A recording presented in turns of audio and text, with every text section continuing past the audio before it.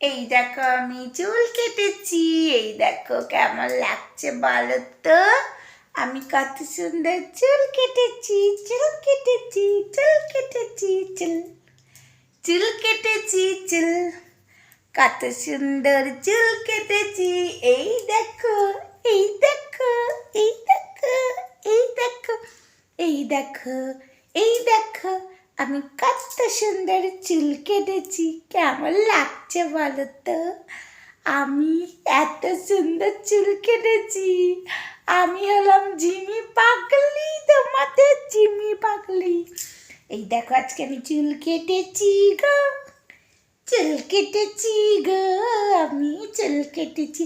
আমি এমনি এমনি আমার চুল আমি এমনি করে দেখাবো, অমনি করে দেখাবো, তেমনি করে দেখাবো, তেমনি করে দেখাবো, এমনি করে, এমনি করে, এমনি করে, এমনি করে, এমনি করে, এমনি করে। আসলে জানো তো বন্ধুরা, আমি না একটু কপি করতে ভালোবাসি।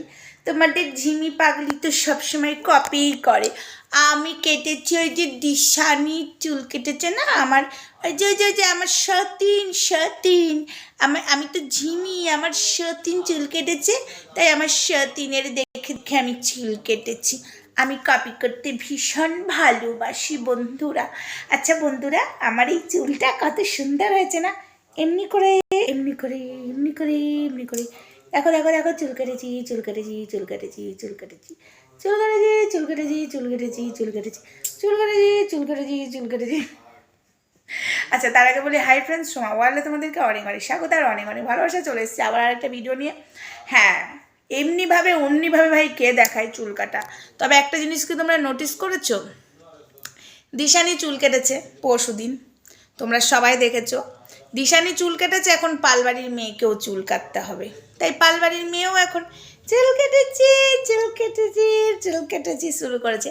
অ্যাকচুয়ালি দিশানিকে কপি করে ও তো সারা জীবন দিশানিকেই কপি করে এলো, কিন্তু দিশানিকে যে এত কিছু কপি করে, কিন্তু দিশানির মধ্যে যে গুণ আছে সেই গুণগুলো কেন কপি করে না। দিশানি রান্না করে, মা বাবার সেবা নেয়, ঠাকুর পুজো করে, ঠাকুরের ভোগ করে, সেগুলো কেন কপি করতে পারে না। চুল কেটেছে, তারপরে দিশানির মতো অ্যাকচুয়ালি হতে চাইছে, আমি বলেছি তো, ওই জন্য মনে হয় হতে চাইছে। তুই জীবনে দিশানির মতো হতে পারবি না, মানে তোর মনের মধ্যে নোংরা। চুল কেটেছি নাটক করে যত সব। হ্যাঁ, দিশানি কেটেছে না, ওকে তো কাটতেই হবে। দিশানি যেটা করবে ওকে সেটা, কিন্তু আমি বুঝে পাই না, দিশানি তো আরও অনেক ঘরের কাজ করে, ওর মায়ের সেবা করে, তখন করিস না কেন তোর ঘরের কাজ? তখন ঘরের কাজ না, তখন বুঝে না করতে ব্যস্ত বাথরুমে, তখন ধোয়া ধোয়া ধোয়া ধোয়া। ঠিক আছে। মানে কতটা অসভ্য মেয়ে দেখো। দিশানি চুল কেটেছে মানে ওকে ওই পালবাড়ির মেয়েকেও চুল কাটতে হবে, দেখলে তো। মানে পুরো দিশানিকে হিংসা করে, কপি করে। কিন্তু দিশানিকে হিংসা কর আর যাই কর, তুই দিশানির মতো হতে পারবি না।